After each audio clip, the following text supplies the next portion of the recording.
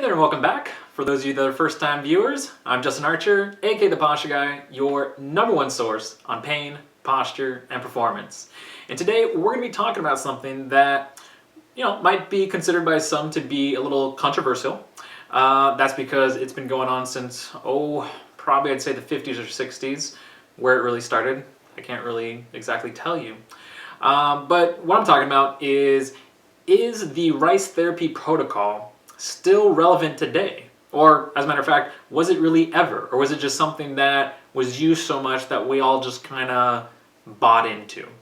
Now, if you're not familiar with the rice therapy protocol, RICE is an acronym for rest, ice, compression, and elevate, or elevation.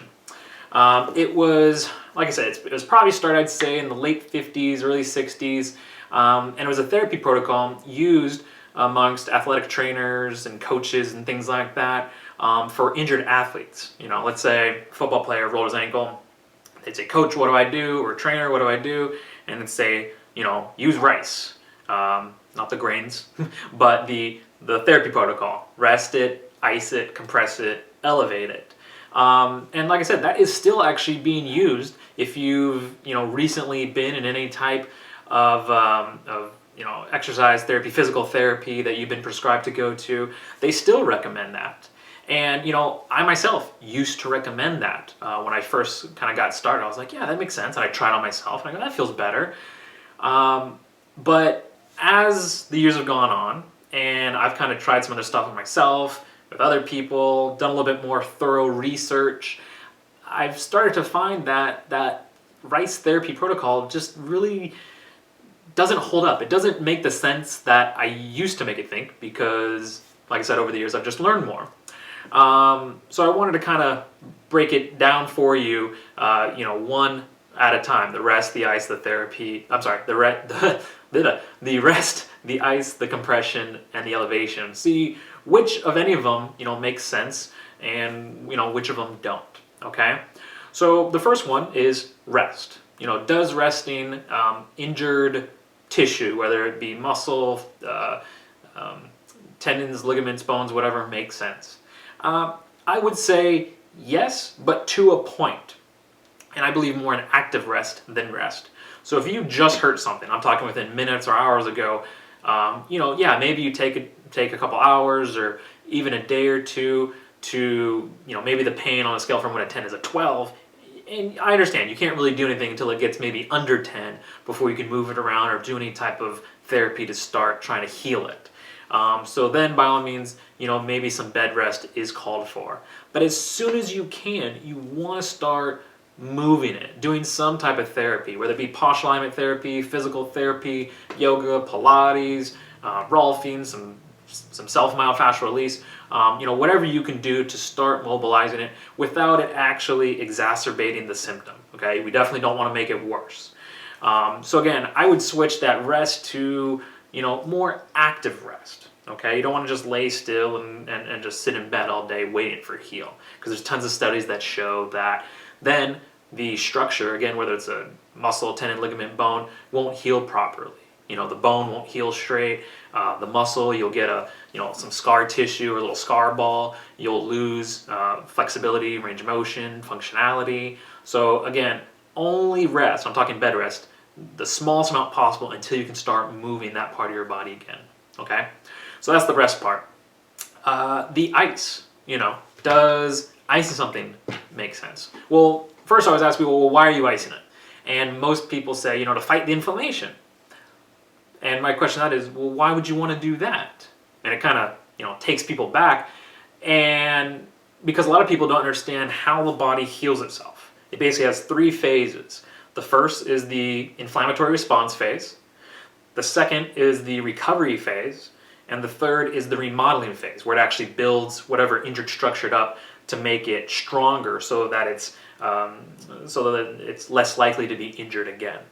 But the first phase of that, again, is that inflammatory response. So if you're trying to kill the inflammation, you're actually setting yourself back. You're actually prolonging the healing process until you get back on the green or the court or wherever you do your playing and have your fun, and you're basically prolonging it, making it worse. You know, a lot of people say, yeah, but it hurts. Okay, well, you're trying to fight the pain. You're trying to combat the pain. The inflammation is something different. And then some people say, well, I'm also trying to fight the swelling. And at that point, I kind of go, okay, well, you got to make up your mind. Pick one. Are you trying to fight the pain? Are you trying to fight the inflammation? Or are you trying to fight the swelling? Because they're three separate things that can be tackled in different ways. But one of them you definitely don't want to stop, which is that inflammatory response, because your body needs it in order to heal itself. Case in point, before I found posture alignment therapy, one of the, I tried a good dozen or so, probably baker's dozen, of other different therapies and methods and techniques. And one of them was prolotherapy. And if you're not familiar with prolotherapy, you can Google it, but I'll give you a quick little summary. It's a intra-articular, meaning within the joint, injection of water and dextrose, so basically sugar water. And it's an injection into whatever the site is. In this case, I had it on my medial meniscus here, also along my MCL, my medial collateral ligament, right in that area. Hope you can see that. And basically, what it's supposed to do is it creates an extreme inflammation. Well, you think, all right, Justin, your knee's already hurting. It's inflamed, it's swollen. You're wearing a knee brace almost all day. Why would you want to inflame more? Wouldn't that cause more damage?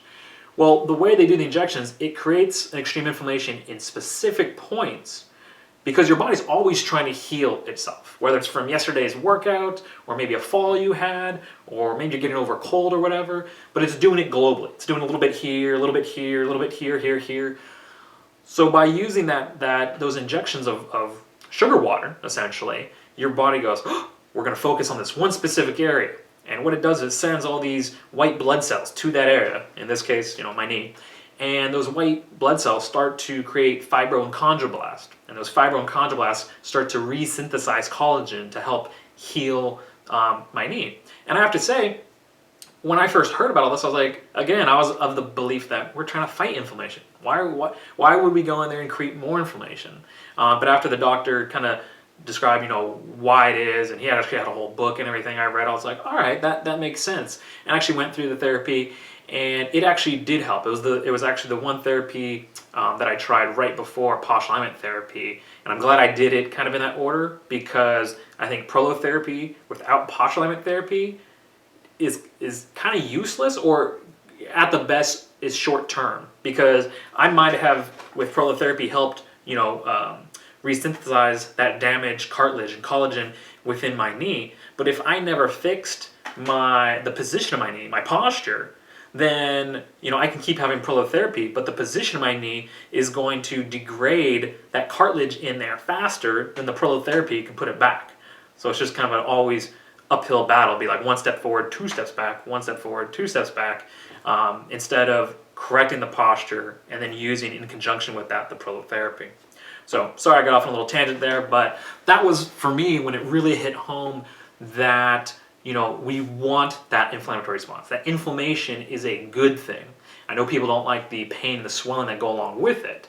Now, for the pain, you can use some bed rest, you can use some ice, but just don't over ice it, okay? Ice it to the point where, okay, it's relieved the symptom, because you want to get that waste out of there. Because essentially what happens, that swelling that we see, right? Like if you twist a knee or you roll an ankle, that swelling you're seeing is the inflammatory response happening. And all that buildup of fluid and everything is in your lymphatic system. So, excuse me, we need to take one more anatomy little side lesson here. You have your circulatory system, right? For your blood vessels, and your heart pumps blood through your body. We have kind of a secondary circulatory system known as your lymphatic system. But your lymph system, it doesn't carry blood, it carries more like chemical kind of and hormonal waste through your body. That's what you see in that swelling. And it doesn't have a pump. Like your circulatory system has your heart, there's no lymphatic heart, there's no pump to it.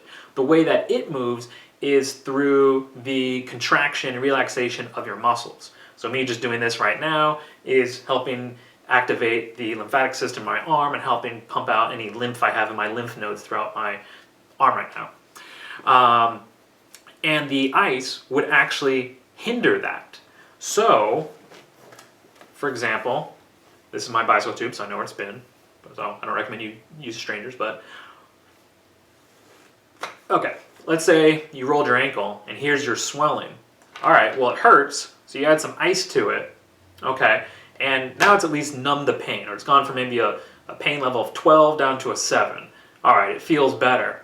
It's numbed it, but it hasn't really done anything to help it heal, right? Because you need that inflammatory response. So you need to get that lymph out of there.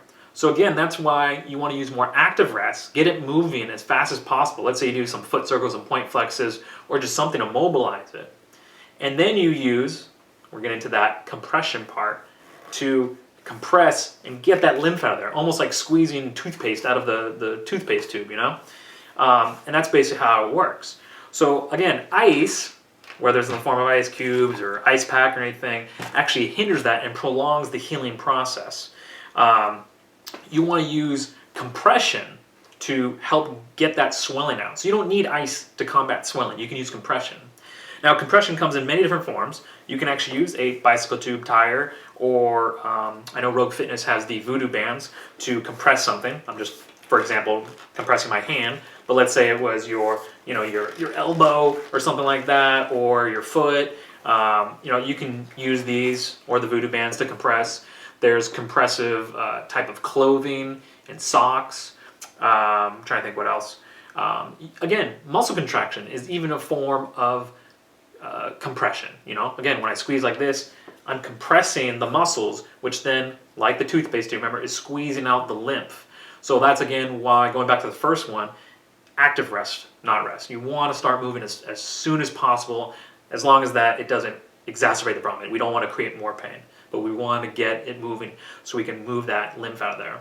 Another form of compression, which again, if you've recently been in a type of physical therapy, you're probably familiar with, is the TENS unit, the little pad they hook up onto you and they give you a little electric shock, because it causes, without you having to lift something or do any exercise, it causes little muscle contractions. And those muscle contractions, squeeze, release, squeeze, release, squeeze, release, causes that lymph system to pump and get that waste out of there and help combat the swelling.